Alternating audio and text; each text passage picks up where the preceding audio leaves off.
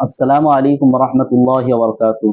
অনেক মা এই প্রশ্নটা করে থাকেন যে রাত্রি বেলায় ঝাড়ু দিলে নাকি গরিব হয়ে যায়, দরিদ্র হয়ে যায়, এই ব্যাপারে বলবেন। তো অবশ্যই আমি আপনাদেরকে এতটুকু বলবো, রাত্রি বেলায় ঝাড়ু দিলে দরিদ্র হয়ে যাবেন এরকম কোনো কথা নেই, এটা কুধারণা।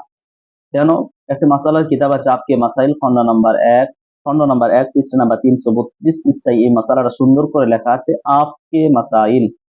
যদি কোনো ব্যক্তি রাত্রে বেলায় ঝাড়ু দেয়, সেই ব্যক্তি রাত্রে বেলায় ঝাড়ু দেওয়ার কারণে গরিব হয়ে যাবে এমন কোনো কথা নয়। কেননা আল্লাহ পাক রব্বুল আলামিন পরিষ্কারকে ভালোবাসেন। আল্লাহ পাক নিজে পবিত্র, পবিত্রতাকে ভালোবাসেন, পরিষ্কার পরিচ্ছন্নকে আল্লাহ পাক ভালোবাসেন। যখনই নোংরা দেখবেন তখনই ঝাড়ু দিন, যখন ইচ্ছা। আমি তো বলবো যদি রাত্রি 12টায় মনে হয় বাড়িটা নোংরা আছে, আপনার দরকার একজন মুমিন হিসেবে, মুত্তাকি হিসেবে, আল্লাহ পাকের বান্দা হিসেবে পরিষ্কার হয়ে যান। যদি মনে হয় নোংরা আছে তো সাথে সাথে ঝাড়ু দেওয়ার ব্যবস্থা করুন, এতে গরিব হবেন, আল্লাহ পাক মালে বরকত দিবেন।